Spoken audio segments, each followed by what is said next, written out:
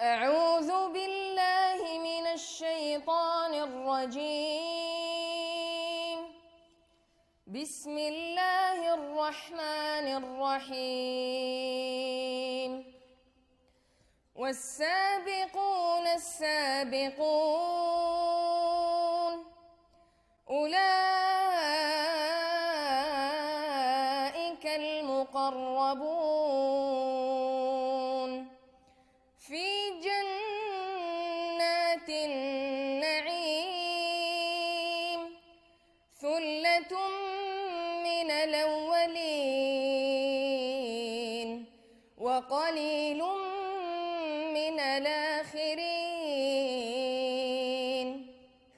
على سرر موضونة متكئين عليها متقابلين يطوف عليهم ولدان مخلدون بأكواب وأباريق وكأس من معين لا يصدعون عنها ولا ينزفون وفاكهة مما يتخيرون ولحم طير مما يشتهون وحور عين كأمثال اللؤلؤ المكنون جزاء بما كانوا يعملون لا يسمعون فيها لغوا ولا تاثيما إلا قيلا سلاما سلاما.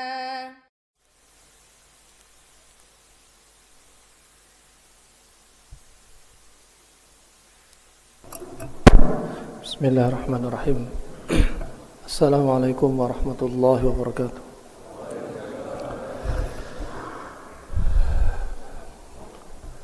Alhamdulillah wassalatu wassalamu ala nabiyyina Muhammadin sallallahu alaihi wa ala alihi wa ashabihi ajma'in, amma ba'd.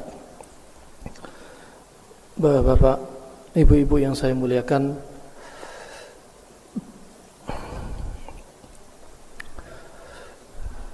insyaallah sebagaimana yang telah ditentukan oleh DKM Masjid Al-Muhajirin Adzikri, Masjid Adzikri, karena qadarullah jadwalnya benturan-benturan nih, jadi nggak ada reminder, bingung saya ngisi di mana. Dan qadarullah masyafa'al, Allah takdirkan ternyata kita ketemu di sini. Naam. Wa qaddarallahu taqdira. Allah sudah mentakdirkan qabla 50 alf sanah qabla khalqis samawati wal ard. Allah sudah takdirkan 50.000 tahun sebelum diciptakan langit dan bumi, pertemuan kita sudah dicatat. Iman dengan takdir termasuk rukun iman. Dan kali ini kita akan membahas juga keimanan, salah satu keimanan kita dengan al-jannah wan nar, tentang surga dan neraka. Karena sebagian kaum muslimin tidak percaya dengan surga, tidak percaya dengan neraka. Bagi mereka surga dan neraka hanyalah kiasan. Apalagi orang-orang non-muslim. Naam. Mereka berpikir perkara ini, kehidupan adalah perkara madiyah, hanya perkara material. Hidup senang di dunia, setelah itu mati, selesai, tidak ada kehidupan lagi. Naam. Dan surga dan neraka sering disebutkan tentunya merupakan janji dari janji Allah. Kalau disebutkan dalam Al-Quran lafaz al-wa'd, wa'dullahi haq misalkan. Ada kalimat al-wa'id, beda huruf dalam bahasa Arab. Ya, sering ada istilah idza ijtama'a iftaraqa wa idza iftaraqa ijtama'a. Kalimat itu jika disebutkan salah satunya bisa mewakili kalimat yang lainnya. Jika kalimat itu digabungkan, maka hakikatnya kalimat itu punya makna yang berbeda. Seperti kalau kita sebutkan al-faqir, masuk dalam hal itu miskin. Kalau ada al-miskin, masuk dalamnya al-faqir. Tapi kalau disebutkan al-faqir dan al-miskin, punya makna masing-masing. Kalau al-faqir nggak bisa atau nggak ada makanan kecuali hanya hari itu saja. Tapi kalau al-miskin, masih dia bisa menghidupi walaupun 1 tahun dengan seadanya. Ini bedanya contohnya. Begitu pula al-wa'd dan al-wa'id. Kalau al-wa'd, wa'dullahi haq misalkan, itu biasanya maknanya wa'dullah adalah janji-janji Allah berupa kebaikan seperti surga.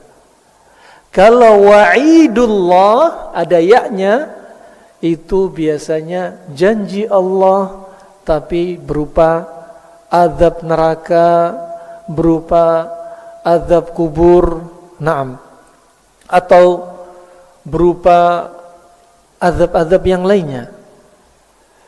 Dan Allah juga menyebutkan al-jannah wan nar adalah merupakan apa? Janji Allah. Adalah merupakan janji Allah. Kalau seseorang disebutkan surga, pasti dia ingin menempuhnya, pasti dia ingin menggapainya. Kalau seseorang disebutkan neraka, pasti dia ingin lari darinya. Naam. Dan demikian Allah sudah menjanjikan kepada kita neraka untuk kita lari darinya, untuk kita takut dengannya.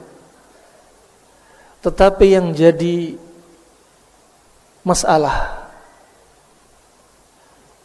sebagian kaum muslimin tidak takut dengan neraka, atau sebagian kaum muslimin melupakan janji Allah berupa neraka. Ya.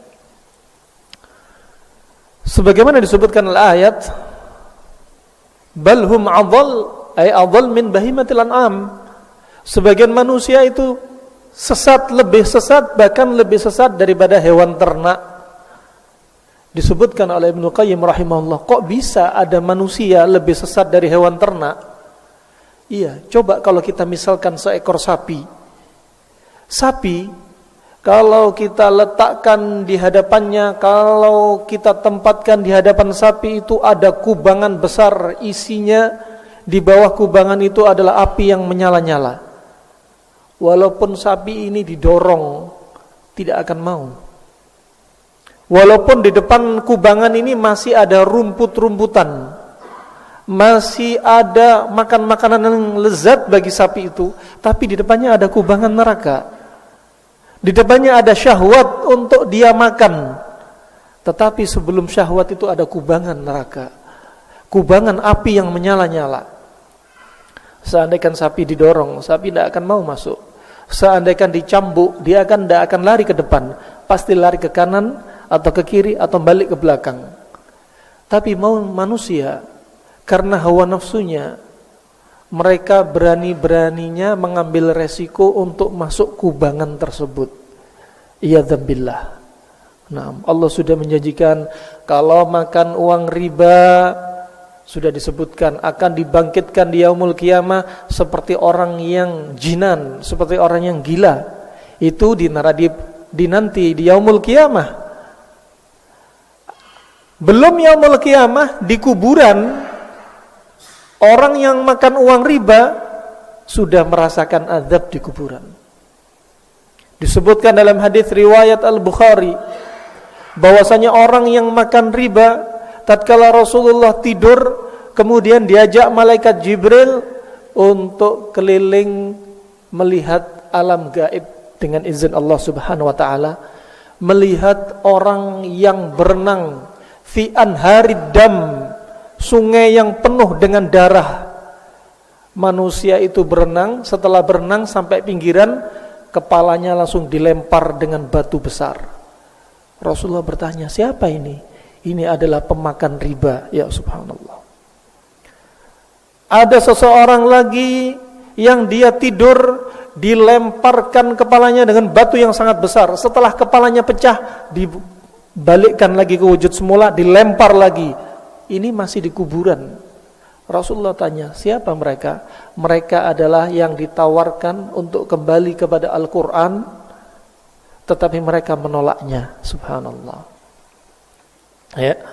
Kemudian ada pula manusia yang dibuka mulutnya sampai ke tengkuknya, dibuka dengan besi ke belakang sampai tengkuknya, hidungnya dibuka sampai tengkuknya, matanya dibuka sampai tengkuknya. Rasulullah bertanya, siapa ini?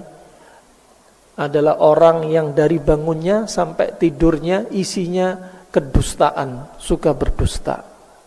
Ada orang yang seperti digantung di atas, berbentuk memutar seperti tenar. Tenar itu untuk memasak. Orang Arab kalau masak roti, ya, biasanya tepung digepengkan, ditempelkan ke dinding-dindingnya, kemudian di bawahnya ada api menyala, bentuknya bulat.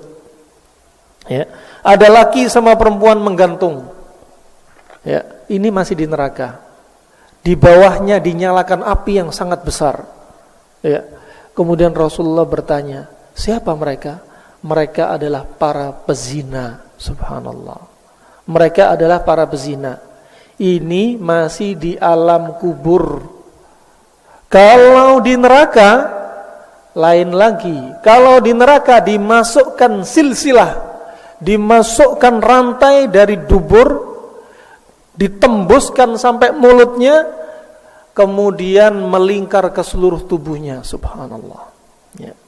Dari permisi, dari belakang dubur sampai mulutnya, terus berputar ke seluruh tubuhnya. Yang rantai itu panjangnya 70 hasta. Yang rantai itu sangat panas. Yang disebutkan dalam riwayat yang lain, la saqatat hadhihi silsilah la afsadat ma'isyatuhum fid dunya. Subhanallah.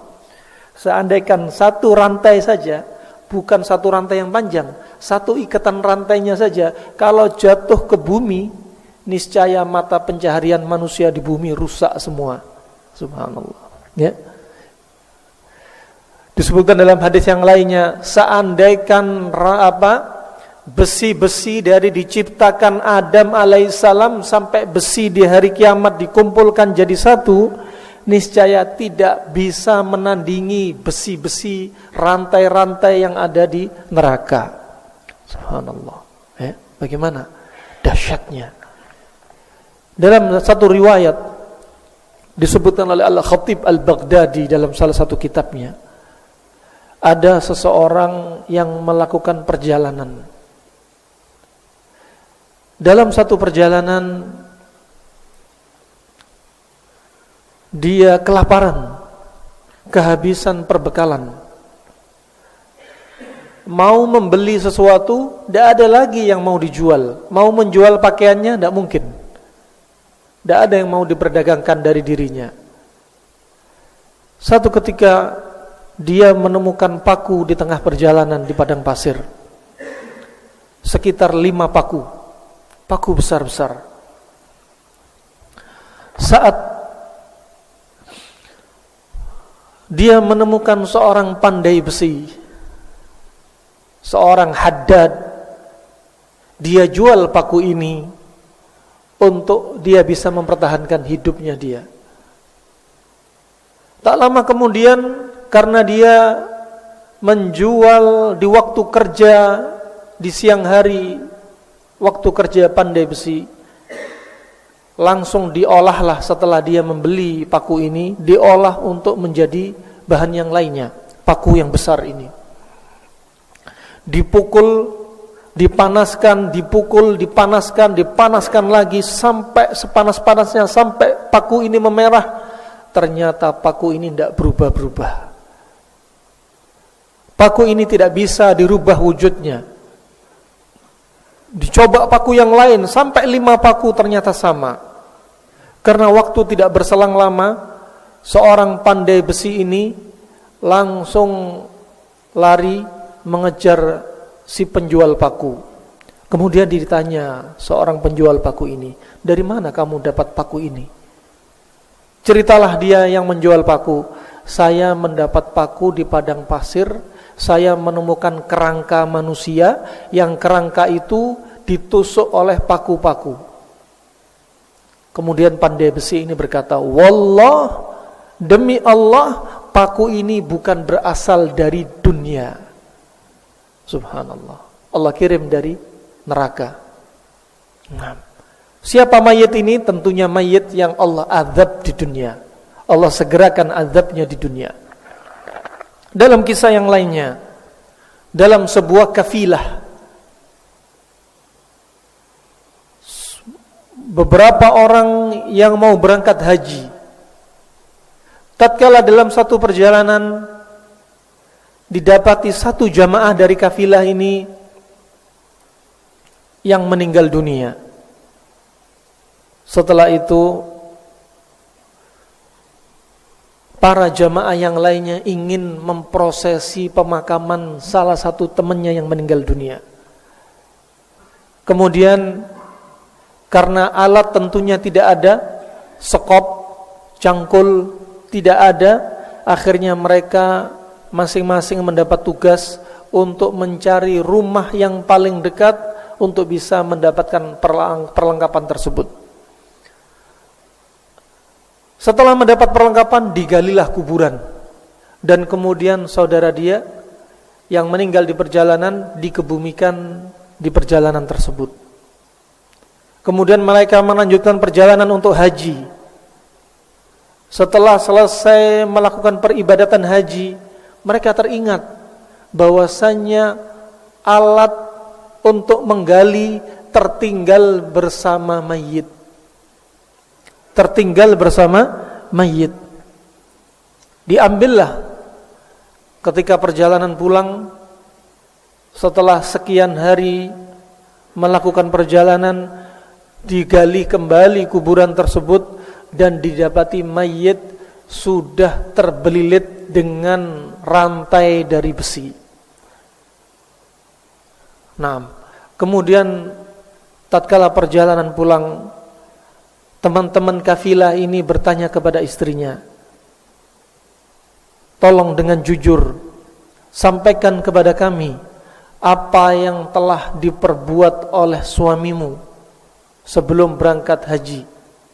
Dia mengatakan, suamiku merampok salah satu rumah dan membunuh penghuni rumahnya untuk dia bisa berangkat haji. Nah, ini adalah kenyataan-kenyataan yang terjadi sebelum masa kita. Adapun di masa kita banyak kisahnya. Ya, salah satu guru kita bercerita, tatkala ada sebagian kaum muslimin dia ragu dengan azab kubur, sehingga mereka memasukkan mikrofon ke dalam alam kubur dan dipasang corongnya di luar. Baru ditimbun mikrofon dan corongnya ini sudah hancur. Ya. Ini merupakan keimanan kita tentang hari akhir. Ya, tentang hari akhir.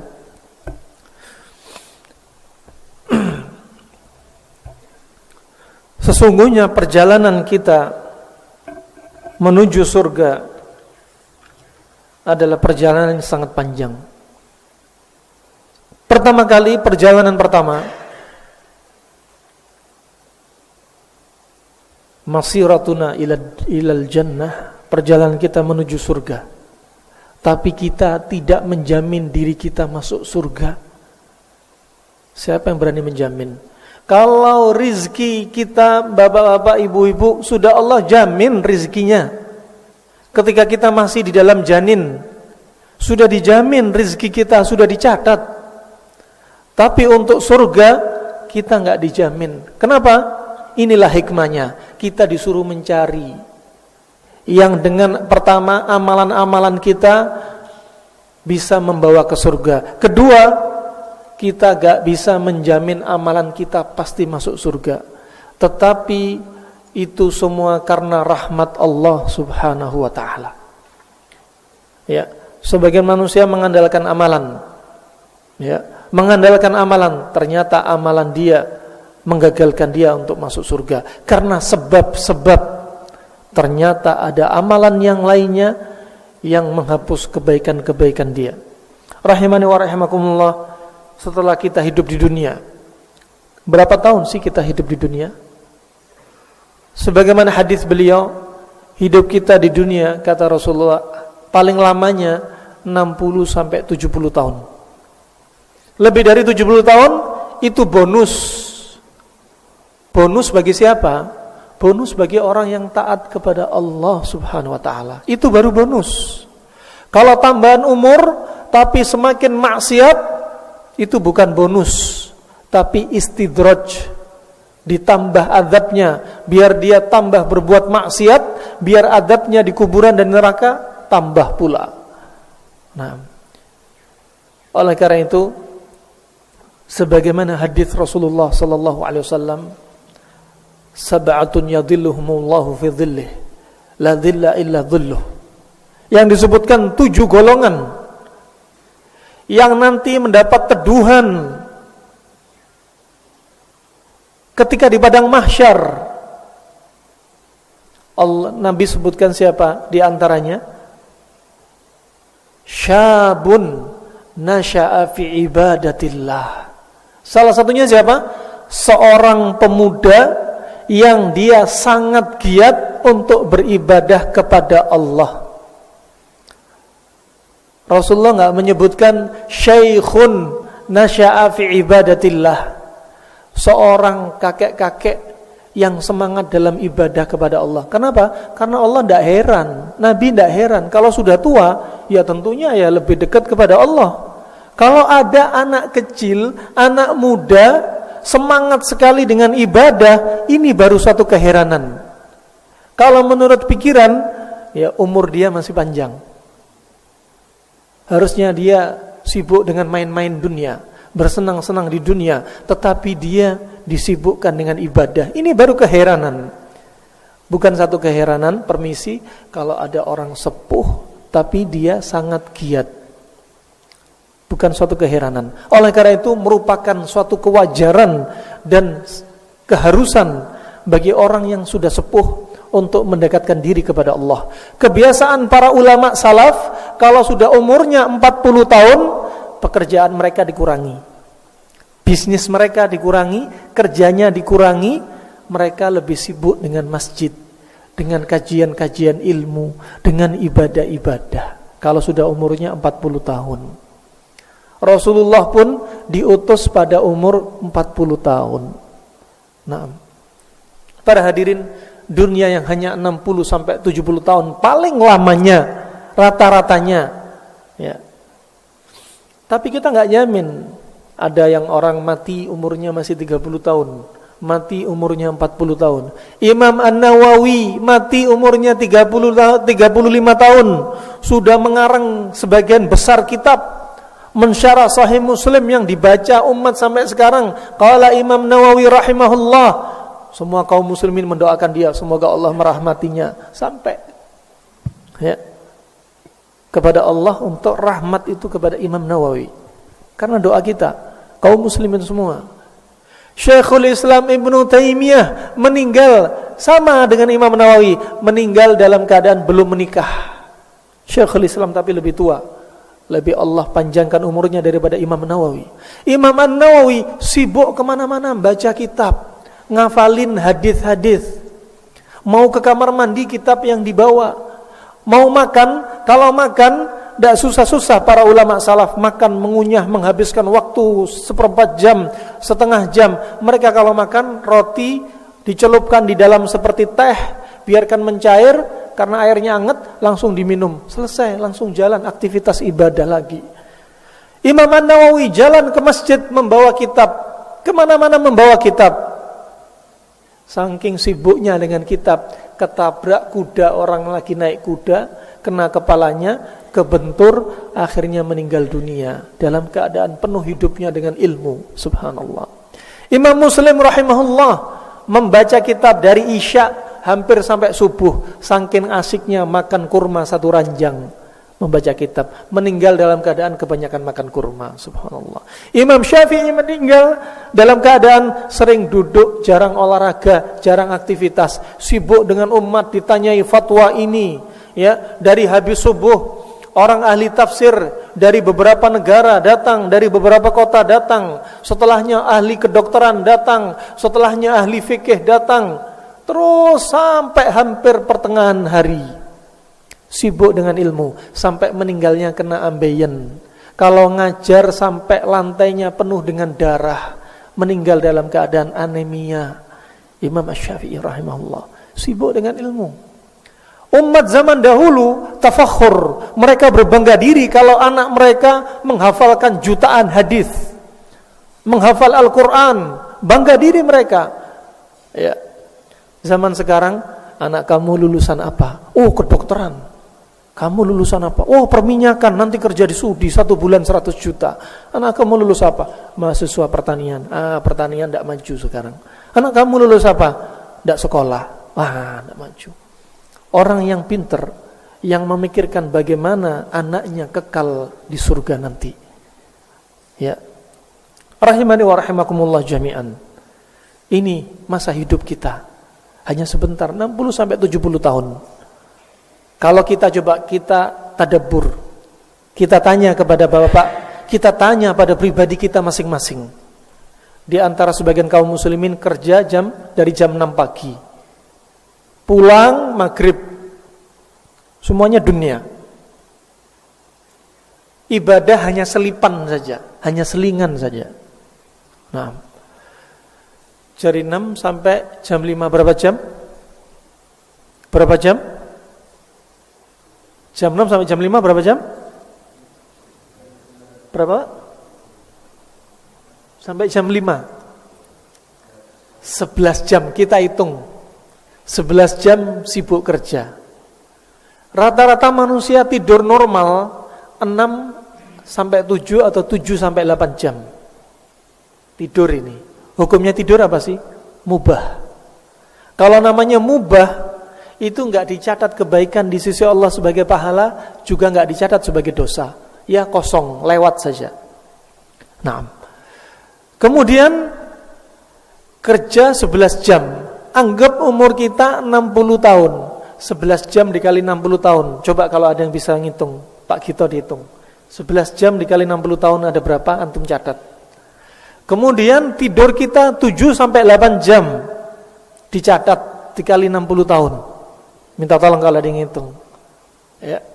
Umur kita habis untuk perkara yang hanya boleh-boleh saja. Enggak dicatat pahala, enggak dicatat dosa. Coba. Kosong lewat begitu saja. Kemudian kita makan pagi, makan siang, makan malam, nyamil sore, ngobrol sama temannya, traktir malam hari, habis waktu anggaplah 2 jam. 2 jam dikali 60 tahun, coba.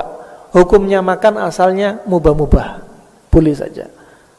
Sudah kerja dari Senin sampai Sabtu, hari Minggu jalan ke puncak ke Bogor, perjalanan habis. Ya. Sudah satu pekan kerja penuh, masih wisata. Dikali 60 tahun berapa? Dalam satu harinya kita kumpul dengan keluarga, bercengkrama dengan keluarga. Mungkin dengan keluarga anggaplah 1 jam sampai 2 jam konsentrasi dengan keluarga. Dikali 60 tahun. Ya. Kemudian satu harinya kita ada jadwal olahraga, katakanlah maksimalnya 1 hari 1 jam jogging. Dikali 60 tahun. Belum kita ngobrol sama teman-teman, ngopi bareng, ya, kopdar, ya, dijadikan rutinitas, anggaplah setengah jam sampai 1 jam, dikali 60 tahun. Kalau kita kalkulasi, umur kita yang 60 tahun, kita masih ngomong dunia ini, belum ngomong surga dan neraka ini. Masih hidup di dunia, ngapain saja kita?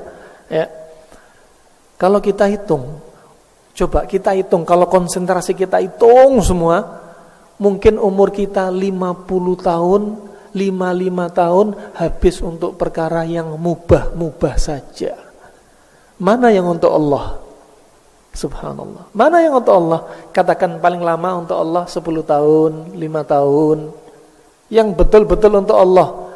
Salat 5 waktu, Katakan sholat paling lama dalam 5 waktu 10 menit. Ya. Iya kalau 10 menit. Kalau paling lama ujuk-ujuk 5 menit. Ya. 10 menit ini dikali 5 jadi 50 menit itu konsentrasi untuk Allah. Dalam sehari hanya 50 menit. Iya kalau sholatnya diterima.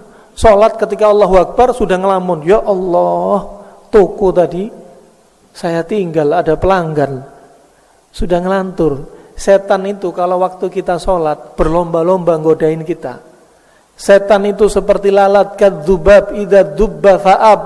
Setan itu kalau diusir balik lagi. Ketika ada orang azan lari terbirit-birit. Lari kemana? Ke tempat-tempat yang jorok, permisi. Ya. Sampai apa? Permisi, sambil kentut-kentut. Kenapa? Biar enggak mendengar suara azan. Nah, biar enggak mendengar suara azan. Ketika sedang sholat sunnah antara azan dan qomat, setan balik lagi ketika kita sholat. Ketika qomat ditegakkan sholat, Allahu Akbar, Allahu Akbar, setan lari lagi. Ketika mau sholat takbir, sholat fardu, balik lagi setan. Coba masing-masing kita tadi ketika sholat subuh, siapa di antara kita yang betul-betul konsentrasi kepada Allah 100%? Coba kembali kepada masing-masing. Gak usah jawab saya Pak. Enggak, ketika ngomong saya, saat itulah terjadi riya. Ya. Imam Ahmad ditanya, Imam Ahmad, Jabal, gunung, hafalannya jutaan hadis, 1 juta hadis atau lebih. Ya, sampai bila kalau mengulangi hadis dalam seharinya alfa hadis, bisa 1 juta hadis. Ya. Kemudian Imam Ahmad ditanya, apakah kamu yakin amalan kamu diterima di sisi Allah? Apakah jawaban dia, ya saya yakin. Enggak. Asa an akuna dzalik. Aku berharap aku diterima di sisi Allah.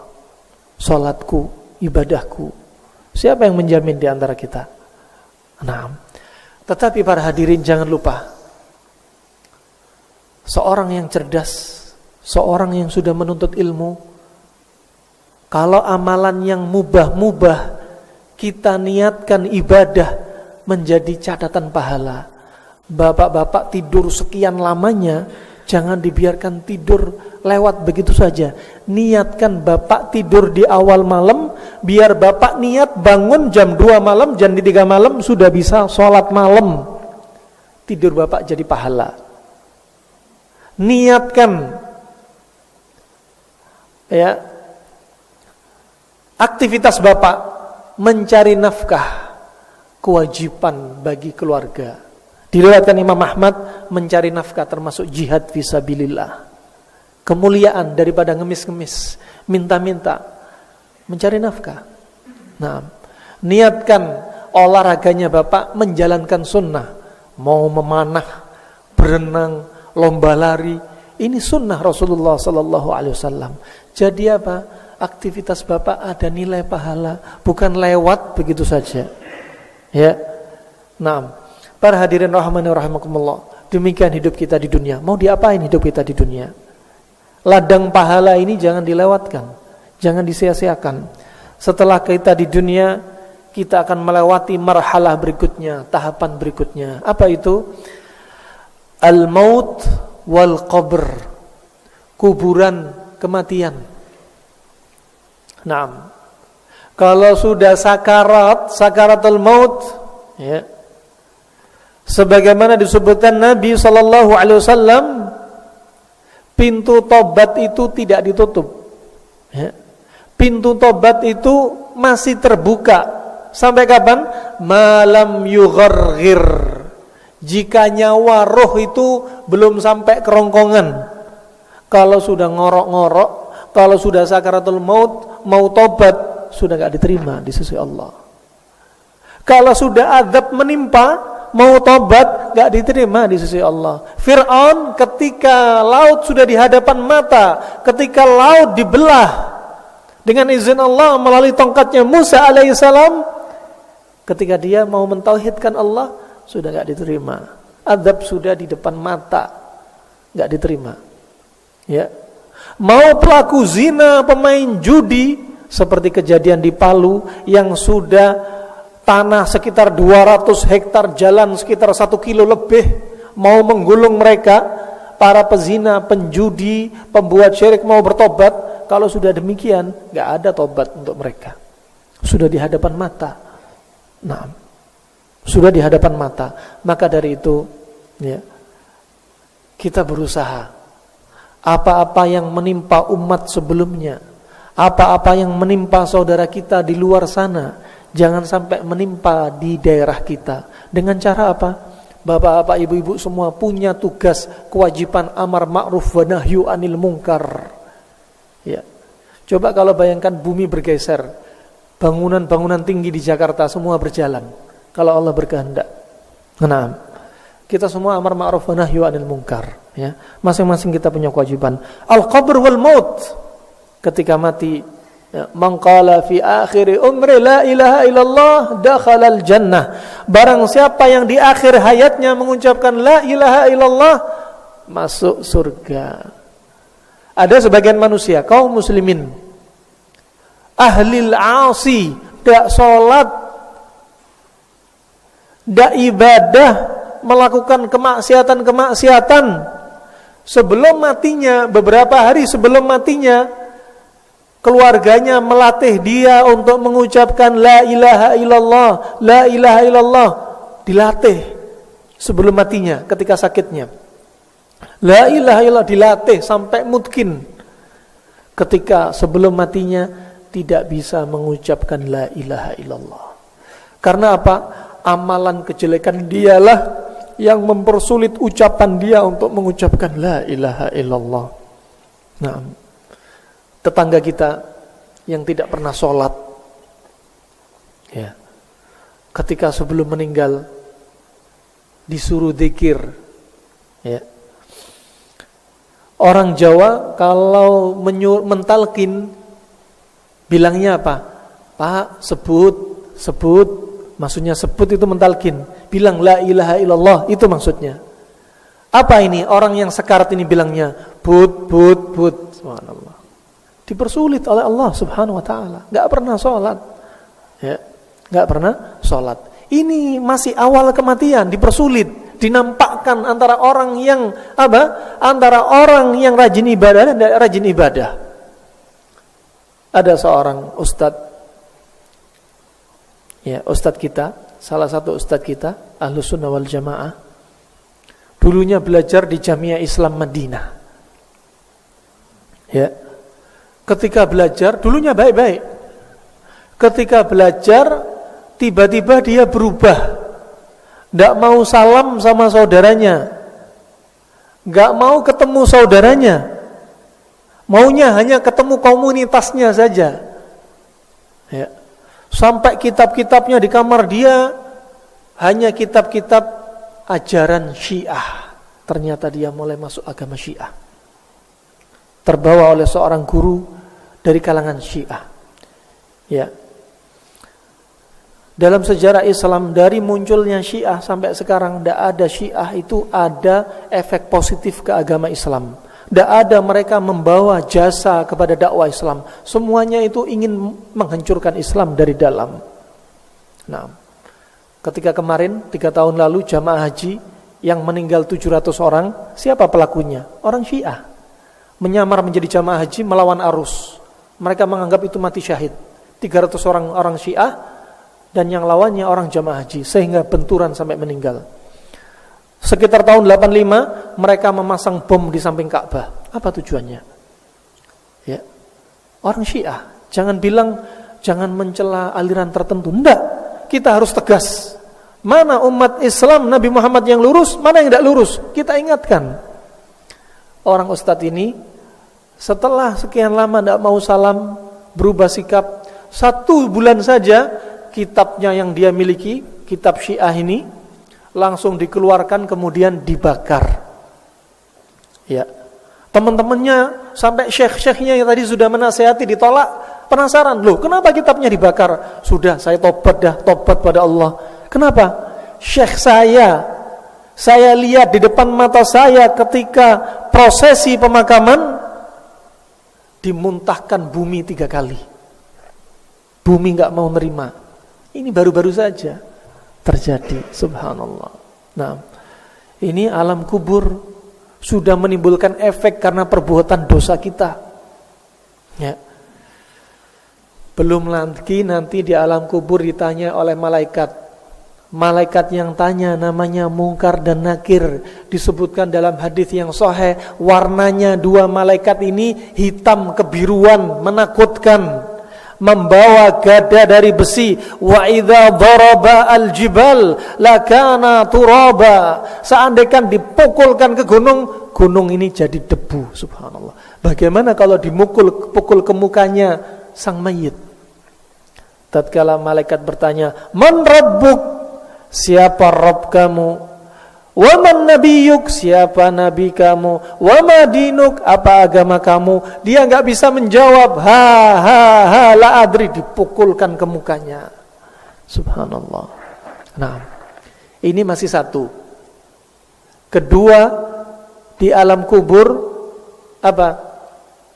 Dihimpitkan kuburan tersebut hatta takhtalifa adla'ah, sampai tercerai-berai tulang rusuknya. Yang ketiga, dihembuskan faihul jahannam, dihembuskan panasnya api neraka. Yang keempat, dijadikan ruhul khabith atau makhluk al-khabith. Ada makhluk yang jelek, warnanya hitam, baunya busuk, mukanya menakutkan. Sang penghuni kubur bertanya, "Man anta?" Siapa kamu? "Ini amalukal khabith." Aku adalah wujud amalan kamu yang buruk. Jadi makhluk, jadi teman dia di alam kubur. Ya subhanallah. Belum lagi dimunculkan sama Allah at-tinnin. Bukan hanya satu tinin, atau 99 ular naga yang punya taring, yang punya cakar, yang tugasnya menggigit dan mencakar dia sampai yaumul qiyamah. Subhanallah. Yang keenam,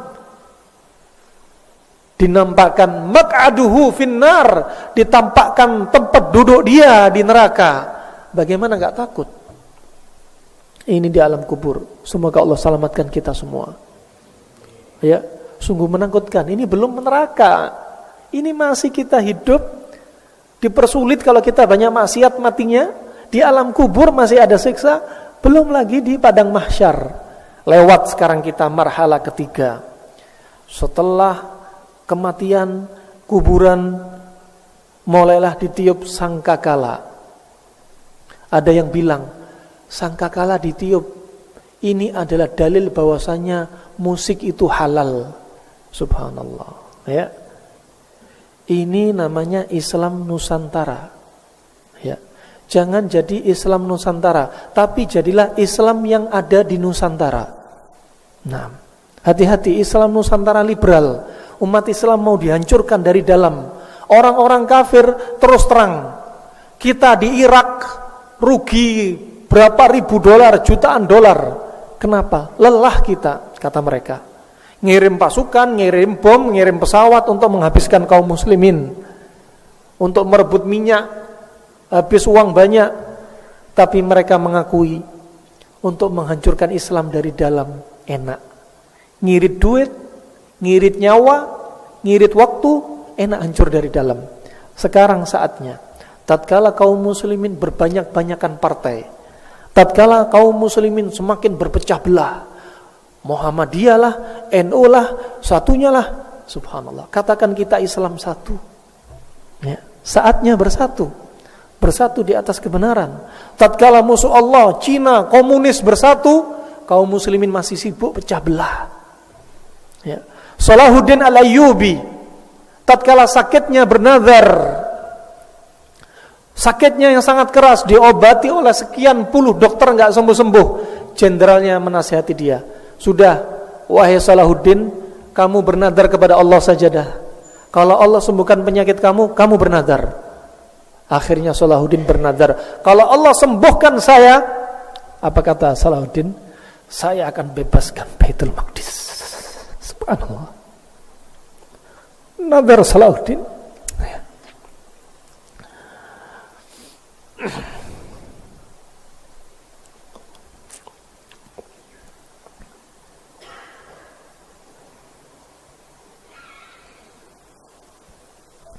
Kalau Allah sembuhkan penyakit saya akan bebaskan Baitul Maqdis.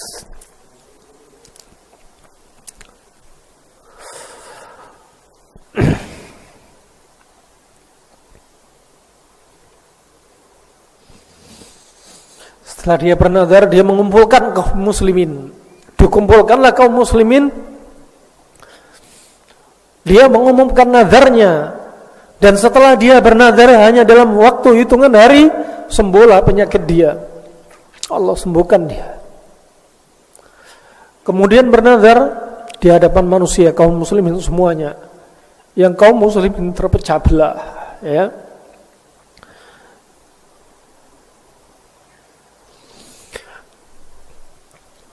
Sehingga yang tatkala itu kaum muslimin pecah belah, bersatulah kaum muslimin mendengarkan komando dari Salahuddin Al-Ayyubi, sampai akhirnya perjuangan Salahuddin Al-Ayyubi tidak sia-sia. Baitul Maqdis dia kuasai dengan izin Allah Subhanahu wa taala. Nah, dengan perpanjangan bulan kaum muslimin yang sangat banyak, akan sangat mudah sekali untuk menghancurkan kaum muslimin. Nah, walaupun kita pecah-pecah, tapi jangan sampai hati kita pecah-pecah. Nabi sudah bersabda, "Sawu sufufakum wala takhtalifu fatakhtalifu qulubakum." Luruskan saf kalian ketika salat. Jangan kalian berpecah-pecah ketika meluruskan saf. Jika saf kalian pecah-pecah, maka hati kalian pecah-pecah. Wajar kaum muslimin pecah karena beda pemahaman. Tapi yang namanya hati, kita harus satu. Tidak boleh hati kita berbilang Islam satu. Jangan katakan saya partai ini, saya golongan ini, saya pengikut ustadz ini. Tapi katakan saya Islam, pengikut Allah dan Rasulnya Sallallahu Alaihi Wasallam. Naam. Setelah itu ditiuplah sangkakala. Terjadilah kiamat. Sebelum kiamat nanti akan ada angin yang datang, yang pada waktu itu Al-Quran itu diangkat, yang pada waktu itu orang-orang yang menghafal Al-Quran walaupun sedikit saja akan dibinasakan, sehingga tidak ada kalimat zikir Allah sekalipun, tidak ada. Sampai Ka'bah disebutkan dalam hadis yang sahih bahwasanya Ka'bah dicongkel satu demi satu oleh seorang dari Habasyi, dari Ethiopia. Tidak ada orang sholat, tidak ada orang ngomong zikir Allah Allah pada waktu itu sama sekali, sehingga dekat sekali dengan hari kiamat. Dan pada waktu itu setelah ditiup sangkakala yang pertama terjadilah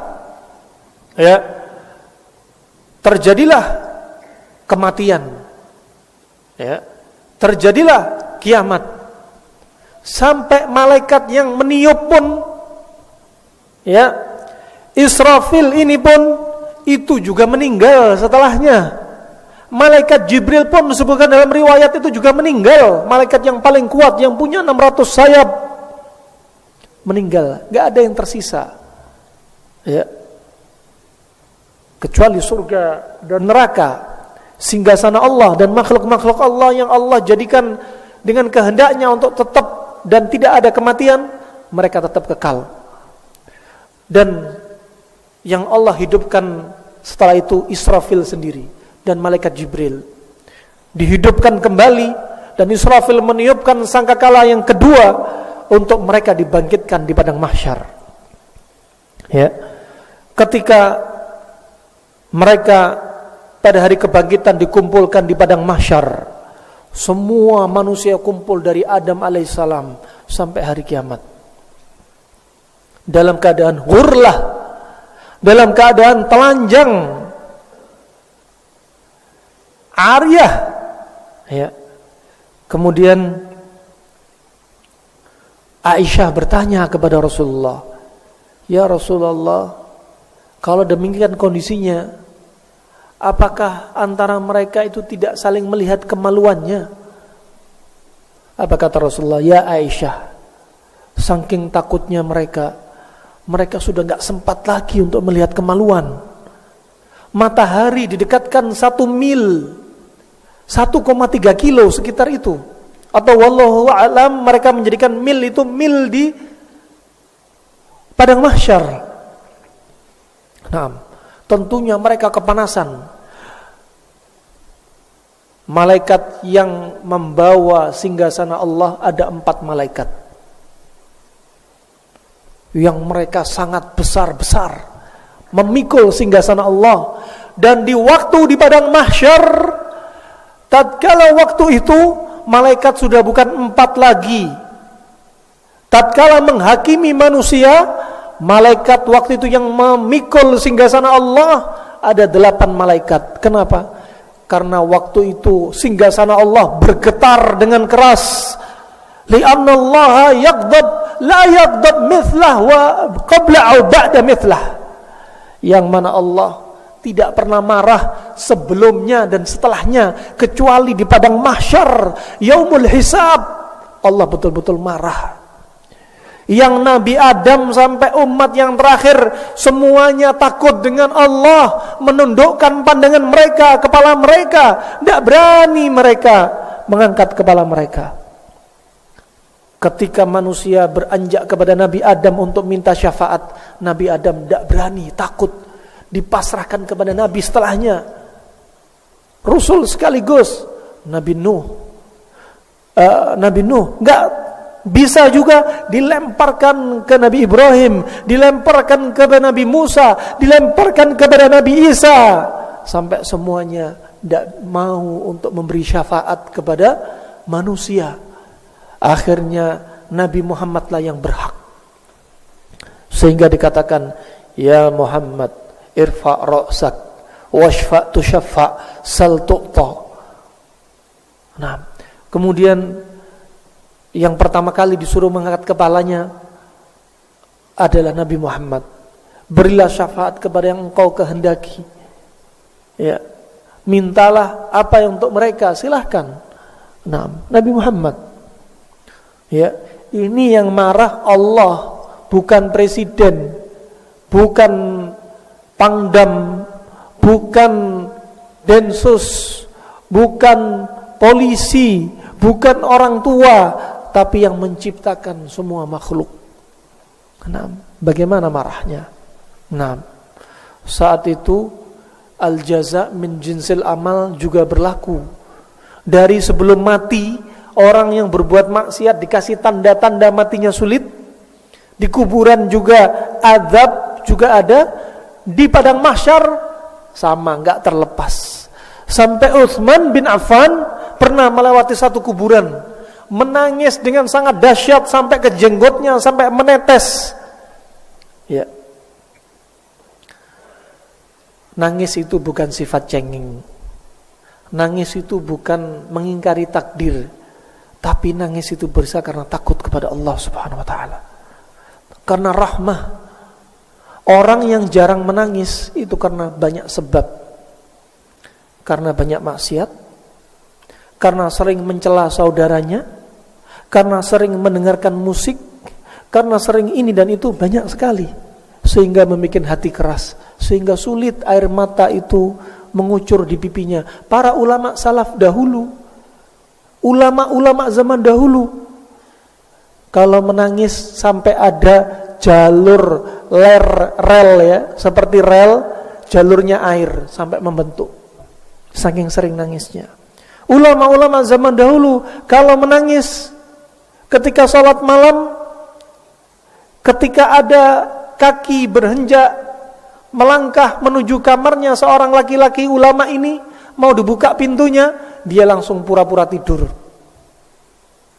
Dilihat oleh ibunya, ternyata yang ngelihat ibunya, bekas sujudnya itu basah dengan air. Dia pura-pura tidur, ya subhanallah. Nah, zaman sekarang SMS jam 3 malam, ayo waktunya sholat malam. Maunya dia pengen tahu, ini loh saya sudah sholat malam. Ya. Hati-hati, syirik yang tersembunyi. Ya, syirik yang tersembunyi. Kemudian rahimani wa rahimakumullah jami'an, di padang mahsyar, matahari yang dekat, orang yang dosanya banyak, itu membikin mereka di padang mahsyar berkeringat. Ada yang keringatnya hatta yuljimuhum, ada yang keringatnya sampai menenggelamkan mereka karena dosanya banyak. Ada yang keringatnya sampai leher mereka, ada yang keringatnya sampai pusar mereka, tergantung dosanya. Ada yang keringatnya sampai lututnya, ada yang keringatnya sampai mata kakinya, tergantung dosanya. Ya, tergantung dosanya. Nah, kok bisa? Keringat berarti berombak-ombak. Kita nggak usah bilang kok bisa. Kita hanya beriman kepada Nabi, apa yang dibawa oleh Nabi Muhammad SAW dari kabar-kabar ini. Nggak usah tanya bagaimana, cukup beriman. Bagaimananya nanti lihat sendiri. Nah, demikian para hadirin. Pertama kali yang kita idam-idamkan bukanlah kita melihat telaga Nabi Muhammad ketika di padang mahsyar. Pertama kali yang kita idam-idamkan bukanlah para bidadari. Pertama kali yang kita idam-idamkan bukanlah bir-bir yang ada di surga. Pertama kali yang kita idam-idamkan bukanlah susu-susu di surga. Pertama kali yang kita idam-idamkan bukanlah rumah-rumah kita di surga. Pertama kali yang kita idam-idamkan adalah bukan pakaian-pakaian kita yang dari sutra. Bukanlah pertama kali yang kita idam-idamkan adalah buah-buahan dan segalanya yang ada di surga. Pertama kali yang kita idam-idamkan adalah melihat wajhal Habib Mustafa, melihat wajahnya Nabi Muhammad sallallahu alaihi wasallam. Orang yang paling dekat dengan Nabi Muhammad sallallahu alaihi wasallam adalah orang yang paling dekat dengan sunnahnya Nabi Muhammad sallallahu alaihi wasallam. Yang menjalankan sunnahnya Nabi Muhammad sallallahu alaihi wasallam. Bukan berarti sunnah itu kalau diamalkan dapat pahala, kalau dilanggar mendapat dosa. Bukan itu saja. Sunnah itu ada 3. Ada sunnah yang artinya wajib, ada sunnah yang artinya penekanan, ada sunnah yang artinya kalau dilakukan dapat pahala, kalau ditinggalkan dapat dosa. Bapak kalau sholat, kita bilang kalau sholat tidak sesuai dengan sunnah yang diajarkan Nabi Muhammad SAW, sholatnya tidak diterima. Artinya apa? Tata cara sholat, caranya Nabi sholat, itu sunnah maksudnya. Dan ini adalah wajib. Kalau kita tidak sesuai sunnah, sudah ditolak. Nah, para hadirin, orang yang paling dekat dengan Nabi adalah orang yang paling menjalankan sunnah Nabi Muhammad SAW. Jalankan semua sunnahnya, tata caranya, ibadahnya. Bagaimana caranya? Makanya banyak-banyak belajar, banyak-banyak hadiri kajian-kajian, banyak-banyak menuntut ilmu, ya, sehingga tahu sunnah. Lihat orang-orang yang tidak pernah menempuh kajian-kajian ilmiah dari kitab-kitab yang sudah ada, dari Bukhari, Muslim, dari Al-Quran. Kalau belajarnya tidak benar, sampai ada yang mengatakan, tega-teganya mengatakan, orang yang punya jenggot itu teroris. Orang yang punya jenggot itu kayak kambing. Orang yang punya jenggot itu aliran baru. Disebutkan oleh Ibnu Katsir, Nabi Isa jenggoten. Kalau ada orang Kristen bilang orang Islam jenggoten, nggak tahu nabinya. Nabi Musa jenggoten. Kalau ada orang Yahudi mengaku pengikutnya Nabi Musa, mereka nggak tahu nabinya. Nabi Ibrahim jenggotan, disebutkan jenggotnya putih. Nabi Muhammad jenggotnya sampai dada, disebutkan oleh riwayat Imam Muslim, oleh Tirmidzi dan kitab-kitab yang lainnya dalam hadis yang sahih bahwasanya kana lihyatun Nabi sallallahu alaihi wasallam tamla'u sadrah. Jenggotnya Nabi memenuhi dada. Mereka sebenarnya mengucapkan seperti ini kemakan sama isu-isunya orang-orang kafir non-muslim. Maunya orang muslim, mereka ingin menisbahkan jenggot itu dengan teroris. Teroris itu hanya segelintir kecil. Yang kecil ini mau dijadikan kambing hitam untuk pukul rata kaum muslimin semuanya, terlebih yang menjalankan sunnah. Ujung-ujungnya maunya orang non-muslim apa? Mencela Nabi Muhammad. Ujung-ujungnya orang muslim mau bilang apa? Nabi kalian adalah tokoh teroris. Itu maunya. Kalau kita asal tuduh, ya, tidak belajar ilmu, ikut-ikut aja aliran yang dibawa oleh media, kemakan. Rata-rata media sekarang dikuasai siapa sih? Orang muslim punya media apa sih? Pol-polnya hanya YouTube sama Facebook. Yang lainnya milik siapa? Dikuasai siapa? Nah, ini para hadirin proses di padang mahsyar. Setelah itu kita butuh syafaat dari Nabi. Siapa yang tidak butuh syafaat? Untuk membantu kita diringankan azab kita. Nah, tatkala Allah marah, ya, yang waktu itu dihisab. Allah kalau menghisab pakai bahasa apa? Bahasa Madura, bahasa Inggris, bahasanya orang Depok, bahasa Prancis, bahasa apa? Wallahu a'lam, enggak dibahas. Yang jelas Allah lah yang menciptakan semua bahasa. Allah faham bahasa mereka semua. Nah, Allah faham bahasa mereka semua. Nah, dan tatkala dihisab, tatkala lisan ini berbohong kepada Allah, kulit akan berbicara. Tangan berbicara, kulit berbicara, kaki berbicara. Yauma tashhadu alaihim alsinatuhum wa aydiyahum. Ya. Ya, yang bersaksi kulit, tangan, kaki semua, arjuluhum, aydiyahum, ini semua bersaksi. Ya, dari mulut yang berbohong bersaksi. Siapa yang enggak butuh syafaat Nabi? Kita mau butuh syafaat Nabi. Bagaimana cara mendapat syafaat Nabi sallallahu alaihi wasallam? Kalau disebut namanya salawat, kita dapat syafaat. Ketika azan selesai, kita baca doa setelah azan, mendapat syafaat. Ketika seseorang meninggal, dua anaknya dari anak kita yang belum balik, mendapat syafaat. Nah, syafaat Nabi sallallahu alaihi wasallam. Banyak salat, orang yang sering salat mendekatkan diri kepada Allah, dapat syafaat dari Nabi SAW. Orang yang meninggal di kota Madinah dapat syafaat Nabi SAW. Nah, man istata'a yamut fil Madinah falyamut. Barang siapa yang bisa mati di Madinah, matilah di Madinah. Nah, kemudian setelah melewati syafaat ada hisab. Ini perjalanan kita.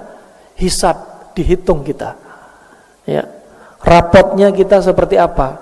Yang tadinya ada berbuat maksiat sembunyi-sembunyi, di malam hari istrinya tidur, anak-anak tidur, semua nggak ada orang, lampu sudah mati, muka dia bercahaya, subhanallah. Ternyata lihat HP, website porno. Jangan dipikir Allah nggak tahu, Allah tahu. Nah, Allah tahu. Nah, ini semua dihisab nanti, direkam. Kita aja dengan CCTV. Kadang kita melakukan sesuatu ketika melihat layar CCTV, ya Allah, saya ketangkap layar. Ada paparazi di sini. Lah ini Allah Subhanahu wa taala yang mengintai semua makhluknya, tidak terlepas dari awasan Allah Subhanahu wa taala. Kita percepat. Setelah hisab, baru di situ diberikan rapot-rapot amalan. Ada yang menerima rapot dengan tangan kanan. Ada yang menerima rapot dengan tangan kiri. Ada yang menerima rapot dari belakang. Nah, ya dzambillah. Semoga kita mendapat rapot dari kanan. Nah, kemudian rapot-rapot tadi itu ditimbang di mizan. Timbangan. Disebutkan sifatnya mizan timbangan itu punya dua daun timbangan dan punya lisan. Jangan diartikan lisan timbangan nanti punya bibir, punya lidah bisa ngomong, bukan. Artinya lisan itu naik turunnya berat sebelah mana. Nah, ada orang yang gemuk, badannya gemuk, disebutkan oleh Rasulullah, ketika ditimbang amalannya tidak menyamai dengan jinahal ba'udah, sayapnya nyamuk, lebih ringan daripada sayapnya nyamuk. Kalau bisa Bapak Ibu permisi, badan jangan gemuk-gemuk. Ya. Kalau badan gemuk biasanya malas ibadah. Ya. Mau jalan ke masjid susah, berat badan 200 kilo. Jalan. Ya. Mau sholat susah, mau puasa ya Allah biasa nyamil, susah. Nah. Jadi yang standar-standar saja. Ya. Kemudian setelah itu melewati telaga. Likulli nabiyyin haudun. Setiap nabi punya telaga. Ada nabi yang pengikutnya sedikit, telaganya yang sedikit. Ada nabi yang pengikutnya hanya 1-3 orang, telaganya kecil. Ada nabi yang telaganya paling besar adalah telaganya Nabi Muhammad SAW. Siapa yang pertama kali minum telaganya Nabi Muhammad SAW? Bukan presiden, bukan Raja Saudi, ya, bukan siapa-siapa. Disebutkan dalam hadis yang pertama kali minum telaganya Nabi adalah Ahlul Yaman, orang-orang dari Yaman. Tapi bukan semua orang Yaman, orang-orang yang mereka mengikuti Allah dan sunnah Rasulullah sallallahu alaihi wasallam. Yang pertama kali, wa adaduhu al-ina' kan nujum. Bejana-bejananya, gelas-gelasnya seperti bintang di langit. Idza syariba minhu lam yadma abada. Kalau sudah minum enggak pernah haus selamanya. Yang dia rasanya sangat manis, lagi enak. Nah, ini Ahlul Yaman. Ya, pertama kali yang minum. Ya, keutamaan orang-orang Yaman. Itu telaga Rasulullah SAW. Dari mana sih air telaganya Rasulullah? Jadi di atas telaga itu ada mizab. Mizab itu saluran pancoran. Dari mana pancoran ini? Dari sungai, dari surga. Subhanallah. Ya. Kemudian berikutnya baru melewati sirat. Siratal mustaqim. Adapun orang kafir sama orang munafik gak ada timbang-timbangan, gak ada sirot-sirotan. Ya, langsung jeblok ke neraka. Ya, masuk ke neraka. Yang tadinya mereka nyembah salib, salibnya berjalan di depan. Yang nyembah salib ngikut di belakangnya. Yang nyembah pohon, pohonnya di depan, ikut sampai masuk neraka. Yang nyembah sapi, sapinya di depan, ikut masuk neraka. Nah, demikian. Ya, yang nyembah matahari, mataharinya di depan, masuk neraka. Nah, demikian para hadirin, Allah jadikan seperti demikian. Itu sudah Allah rancang, ya, sudah ada skemanya. Tinggal kita mengikuti ke arah mana kita masuk golongan yang mana. Setelah sirat, lagi-lagi amalan itu membawa efek kita dari matinya sampai masuk surga atau neraka. Ketika lewat sirat, yang sirat disebutkan ahaddu minas saif, lebih tajam dari pedang, lebih lembut dari rambut. Gimana kita mau melewati jembatan? Mau lewat tajam, ya pasti kaki kita akan terbelah. Mau lewat lebih lembut dari rambut, bagaimana kita akan melihat? Sedangkan di bawahnya ada api neraka yang menyala-nyala. Bagaimana kita akan melihat kalau bukan pertolongan Allah? Kita butuh pertolongan Allah. Nah, di antara mereka ada kaum muslimin yang diberi cahaya kal qamar fi lailatul badr, seperti bulan di langit, menerangi dia untuk melihat sirat, yang dimudahkan untuk lewat. Di antara mereka ada yang lewat kal barq, seperti jalannya seperti kilat, cels, langsung sampai surga di depannya. Di antara mereka ada yang lewat seperti kejapan mata, slet, sampai. Di antara mereka ada yang diberi cahaya, cahayanya seperti apa? Kunang-kunang, kedip-kedip. Lampunya redup hanya 5 watt karena amalan dia sedikit di dunia. Mau lewat, lampunya hidup mati, mana jalannya? Ya, jalannya merangkak, yashaf. Merangkak, setelah merangkak kepreset jatuh, naudzubillah min dzalik. Ya. Lagi-lagi kembali kepada amalan kita. Ya. Kemudian baru kita mulai memilih di situ. Bukan memilih, sudah dicatat. Tergantung amalan kita, masuk surga atau neraka. Ya.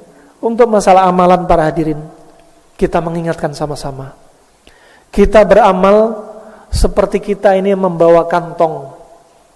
Kalau kita punya amalan kebaikan kita kantongi. Dari amalan berbakti kepada orang tua, amalan membantu saudaranya, amalan sholat, amalan ini, semua dimasukin. Menjamu tamu, dimasukin, semua dimasukin. Tapi jangan sampai plastik kresek kantong ini jebol. Anda beramal, sholat malam, paginya cerita-cerita, percuma, jebol. Ya. Anda menjamu tamu, setelah tamunya pulang, dicerca, dimaki sama istrinya, ngomong sama istrinya, wah tamu tadi kurang ajar, gak punya adab, itu punya, waduh kejelekannya parah, percuma Anda menjamu tamu, jebol. Anda punya amalan, jangan Anda, saya juga. Pertama kalau namanya nasihat, pertama itu untuk yang ngomong. Ya. Kadang kita beramal satu kebaikan, cerita-cerita. Saya sudah memberi sedekah sekian puluh juta kepada sufulan. Alhamdulillah sufulan sudah mengambil manfaat. Sedekahnya jebol, hilang, percuma. Rubba amalin kabirin sagharathu an-niyah. Wa rubba amalin saghirin kabbarathu an-niyah. Bisa jadi amalan besar itu menjadi kecil atau tidak berarti atau rusak karena niat kita. Niatnya mau riya, mau biar dilihat, atau sum'ah biar bisa didengar manusia. Naudzubillah ya min dzalik. Ya. Dan bisa jadi amalan yang kecil nyumbang hanya 1.000 rupiah, disembunyikan, gak cerita-cerita, ikhlas karena Allah, lebih besar dari amalan 1 miliar, 1 miliun tapi cerita kemana-mana. Nah, ini yang bisa kita sampaikan, ya, perjalanan kita menuju surga dan neraka. Ya, ini masih pertama. Kita belum masuk hakikat keimanan kita tentang surga dan neraka secara detail. Tapi namanya waktu untuk menuntut ilmu itu nggak sempit, nggak sedikit. Butuh waktu banyak. Seandainya kita menuntut ilmu dari procot kita keluar dari perut ibu kita sampai meninggal, tidak akan selesai menuntut ilmu. Nah, demikian yang bisa saya sampaikan pada kesempatan kali ini. Ada sedikit tanya. Nah. Baik, jazakallah khair atas kajiannya kepada Ustaz Abdurrahman Dhani. Mengingat waktu yang cukup sudah cukup siang, mungkin ada pertanyaan, satu pertanyaan saja. Oh ya, Pak Iskandar, silakan.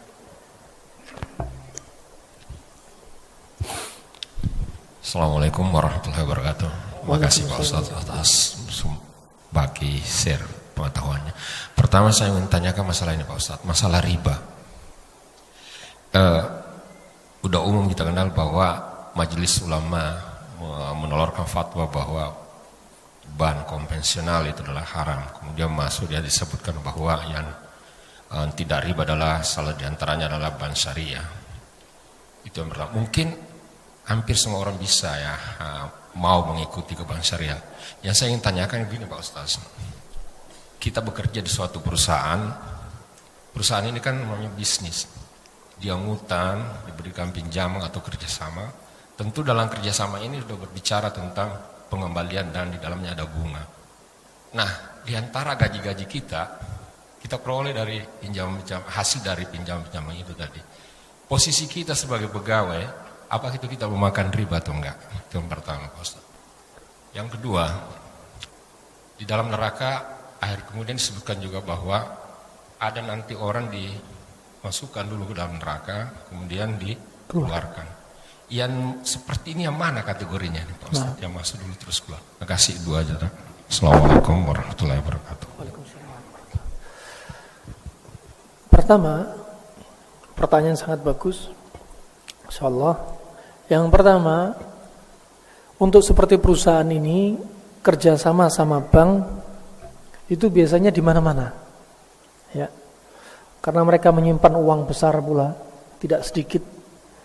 Tetapi dia bukan ainur riba.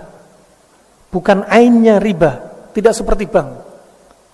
Memang kerjasama, tapi bukan ain. Kalau ain, namanya ain itu sudah tentu, jelas ini murni 100% riba. Tapi kalau perusahaan, kan namanya perusahaan, dia hanya bermuamalah.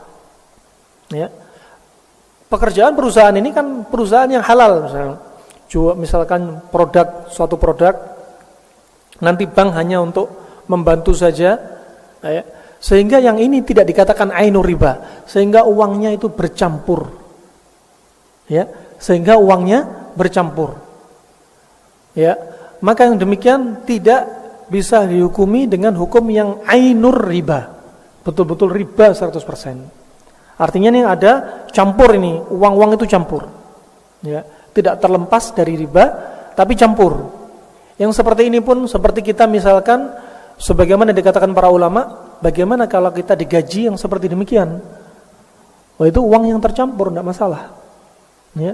Yang nggak jelas ainur ribanya, dan dosa itu ditanggung siapa? Ya perusahaan yang bermuamalah dengan bank, ini yang jadi masalah, ya.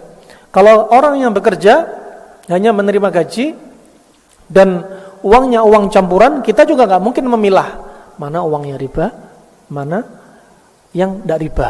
Ya. Kalaupun kita menaruh uang di bank, sebagian ulama membolehkan karena kepepet uang banyak. Kalau taruh di rumah timbul perampokan, pembunuhan, maka hukumnya bisa menjadi darurat ditaruh di bank. Ya. Kalau ditaruh di bank, jangan lupa untuk mengecek. Di bank pun nanti ada catatan bunga. Yang bunga ini dikesampingkan. Kalau bisa, ya, ada ya dikoordinir uang-uang riba yang Bapak punya di bank itu dikesampingkan. Nanti ada orang yang menerima menyalurkan uang-uang riba ini untuk memperbaiki jalan, diperbolehkan. Untuk membangun WC umum, untuk membangun perkara-perkara yang untuk fasilitas umum, tidak mengapa. Tapi kalau seperti pekerjaan apa, mau dipisah di mana riba? Sulit, karena apa? Uang yang mukhtalit, campur, ya, uang yang bercampur. Kemudian, apakah ini Bapak termasuk pemakan riba? Insya Allah bukan termasuk pemakan riba, ya, bukan termasuk pemakan riba. Kemudian, yang berikutnya, untuk masuk surga dan neraka, manusia dibagi menjadi dua. Ya. Untuk masuk neraka, ada yang dukhuli awwaliyan dan dukhuli abadiyan. Artinya apa? Masuk neraka hanya pertama kali saja, untuk dibersihkan dosanya. Setelah itu baru dimasukkan ke surga.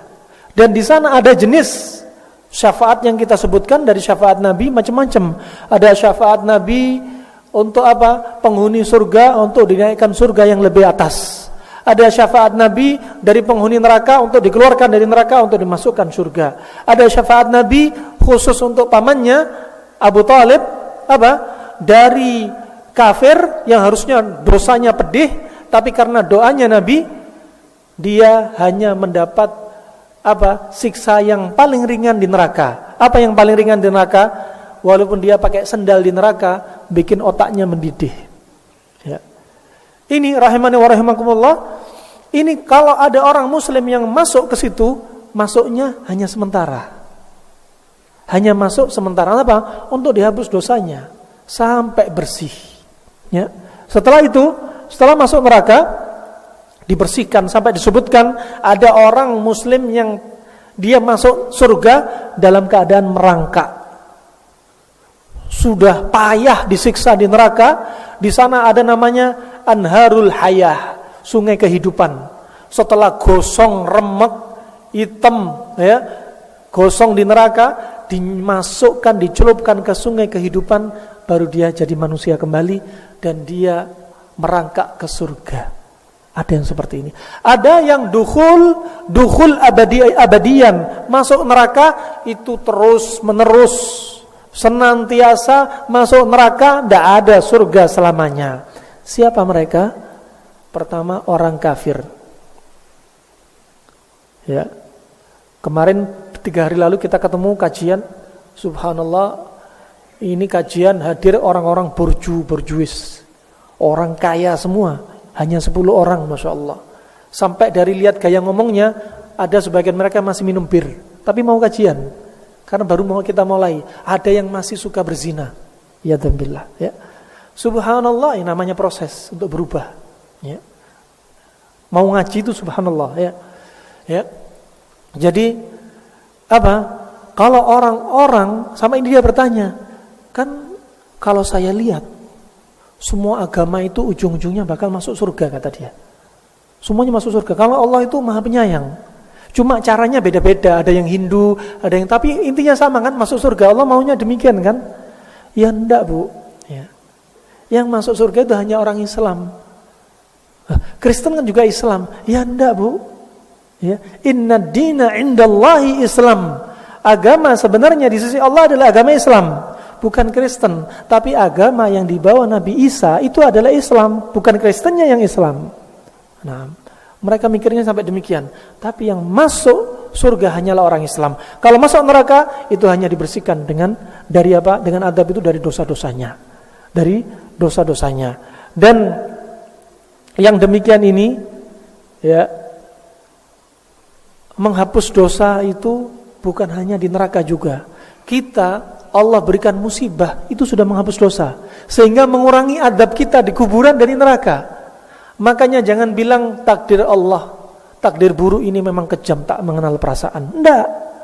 Takdir buruk dari celah dari tetangga, dicela oleh saudara, ya, kemudian dapat musibah, keluarga meninggal, dapat musibah, perusahaannya sedang bankrupsi dan lain sebagainya, ya, dapat musibah, gempa bumi, semua itu menghapus dosa kita.